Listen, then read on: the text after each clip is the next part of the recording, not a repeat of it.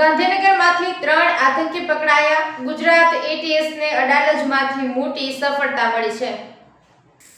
Gujarat એટીએસે ISIS સાથે જોડાયેલા 3 આતંકવાદીઓની ધરપકડ કરી.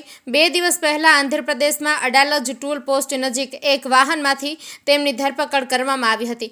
35 વર્ષીય અહેમદ પાસે ચીનથી MBBS ડિગ્રી છે.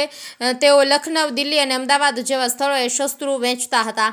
સૈયદના 17મી તારીખ સુધી રિમાન્ડ મંજૂર કરવામાં આવ્યા છે. બાકીના 2 આરોપીઓની ધરપકડ આજે નામદાર કોર્ટમાંથી કરવામાં આવશે. આઝાદ અને સુલેહે માનગઢથી શસ્ત્રો ખરીદ્યા હતા. આ બંને આતંકવાદીઓ હૈદરાબાદથી રોડ માર્ગે અમદાવાદ આવ્યા હતા. આતંકવાદીઓનો ઈરાદો સાયનાઇડ કરતાં વધુ ઝેરી પદાર્થ બનાવવાનો અને જાનહાનિ પહોંચાડવાનો હતો. આ આતંકવાદીઓ ભારતમાં આતંકવાદી પ્રવૃત્તિઓ માટે ભંડોળ એકત્ર કરવાનું પણ કામ કરતા હતા. તેમની પાસેથી મળેલું પ્રવાહી રાઇઝિંગ નામનું પ્રવાહી હતું, જે સાયનાઇડ કરતાં પણ વધુ ખતરનાક છે. તેઓ અન્ય રાજ્યોમાં પણ કાર્યરત છે. તેમના કબજામાંથી મળી આવેલા રાઇઝિંગ નામનું રસાયણ ખાદ્ય પદાર્થમાં ભેળવવામાં આવ્યું હતું. લોકોને નુકસાન પહોંચાડી શકાયું હોત. હાલમાં કોઈ સ્થાનિક નેટવર્ક મળ્યું નથી.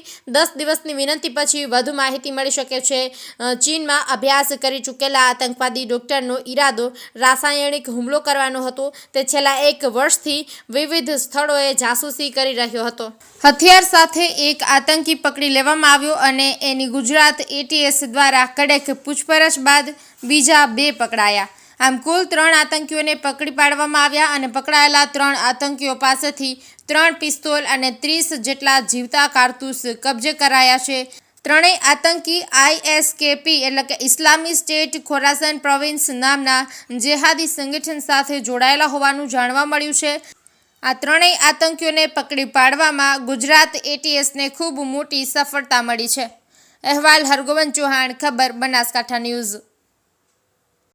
હા, એ જે 2 આરોપીઓ જે અમે આપને નામ કીધા, જે આઝાદ અને મોહમ્મદ સુહેલ જે છે, એ બંને આરોપીઓ આ હથિયારો હનુમાનગઢથી લીધેલા હતા.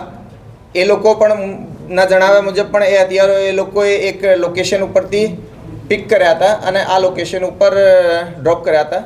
આપણા આ ચર્ચા પહેલાં પણ ઘણી વખતે જૂના ટેરર રિલેટેડ કેસીસ અને ડ્રગ્સ રિલેટેડ કેસીસમાં થયેલી છે કે આ રીતે ડેડ ડ્રોપ કરીને એકબીજાથી એની બહુ વધારે પરિચય નહીં થાય એ રીતનો આ લોકોએ ચોકસાઈ રાખે છે. ક્યાં જવાનો હતો અત્યારે લઈને હુમલા કરવાના કોઈ પ્લાનમાં ક્યાં જવાનો હતો? એ પરત એના જણાવ્યા મુજબ એ પરત હૈદરાબાદ જ જવાનો હતો અને જે રીતે આ રાઇઝિન નામનો જે પોટેન્ટ ઝેર બનાવી રહ્યો છે, જેની કે બહુ નાની ક્વોન્ટિટી પણ બહુ વધારે લોકો માટે સફિશિયન્ટ હોય એને ડેડલી મારવા માટે કહેવાય છે કે સાયનાઇડથી પણ વધારે પોટેન્ટ છે. તો આવો ઝેર જે બનાવતો હોય એના જે આતંકી મનસૂબા છે એ બાબતે અમે થોડો ડિટેલ્ડ એનો ઇન્ટ્રોગેશન કરીને આપ બધાને જાણ કરીશું. ઉપયોગ હવાથી થાય, પાણીમાં થાય, કેવી રીતે કરવાના થાય, એના પ્લાનિંગ કેવી રીતે?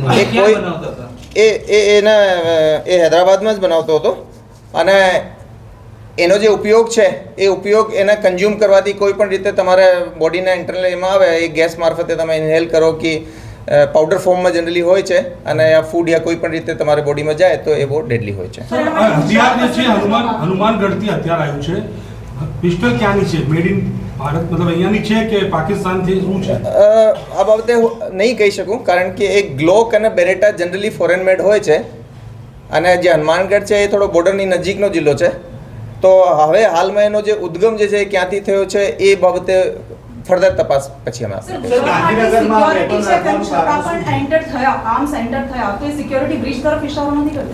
એક ગુજરાત એટીએસના મતલબ ઇફેક્ટિવનેસ આના ઇન્ટેલિજન્સ નેટવર્ક કે ભાઈ એ લોકોએ અહીંયા પહોંચ્યા, ફર્સ્ટ ટાઈમ આ ડિલિવરી એ રીતની કરી અને એને અમે પકડી શક્યા.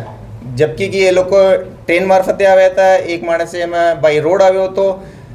એ બહુ મોટો શહેર છે, તેમ છતાંય અમે આ વાત ઉપર ફક્ર છે, નાજ છે કે ભાઈ અમારી જે એટીએસની ટીમ છે એમાં જે હ્યુમન ઇન્ટેલિજન્સ કલેક્ટ કરવાવાળા માણસો હોય કે ટેકનિકલ એનાલિસિસ કરવાવાળા માણસો હોય, એ જે ઇન્ફોર્મેશન પણ છે એ અમને પરમ દિવસે લગભગ મોર્નિંગ આવર્સમાં મળી હતી. અમે ટીમ બનાવી, એ માણસને આઈડેન્ટિફાઈ કર્યા, એને ચેક કર્યા અને આપ બધાની જાણકારી માટે મોટાભાગના આપણે લોકો જે જૂના છો એ બધા જાણો છો કે આ એક્ટિવિટી ભલે આપણને રિઝલ્ટ ક્યારે મળતો હોય, આ 365 ડેઝ ચાલવાવાળી 24/7 ચાલવાવાળી એક્ટિવિટી છે, જેની અંદર હજારોની સંખ્યામાં અમે લોકો ઉપર સર્વેલન્સ રાખીએ છીએ, લોકો પર વોચ રાખીએ છીએ, લોકોને પૂછપરછ કરીએ છીએ.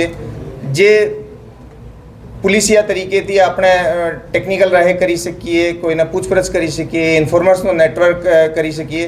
અને આ બાબતમાં ના કેવલ ગુજરાત ATS, બધા જિલ્લા કમિશનરેટ, સરકાર, આ સરકાર તરફથી જે અમને ટેકનિકલ ડેવલપમેન્ટ માટે જે પણ વસ્તુઓ જોઈએ, જે મેનપાવર માટે જોઈએ, જે અમારા મુવમેન્ટ માટે જોઈએ, એ બધી રીતે અમને જે સહકાર મળે છે, એના લીધે એ જે મોટિવેટેડ એક ફોર્સ છે જે ગુજરાત પોલીસ છે, એની બધી યુનિટ છે, એ કન્ટિન્યુઅસલી આ કામ કરે છે.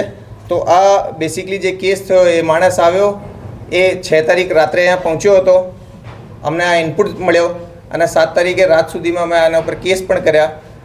મોટા મોટી અમે એના ફોનનો એનાલિસિસ કરીને ઘણી બધી વસ્તુઓ જાણી, બીજા આરોપીઓની પણ ઓળખ કરી, આ લોકોનો પણ ડિટેન કરીને અરેસ્ટ કર્યા. અને એના પછી હવે જે બીજી સ્ટેટમાં જે પણ તપાસ છે, એના માટે પણ અમારી ટીમ લાગેલી છે. ડે ડ્રોપની આપણે વાત કરી, ડે ડ્રોપ જ્યાં હથિયારો રાજસ્થાનમાં મુકાયા હતા. અગાઉ ગુજરાત ATS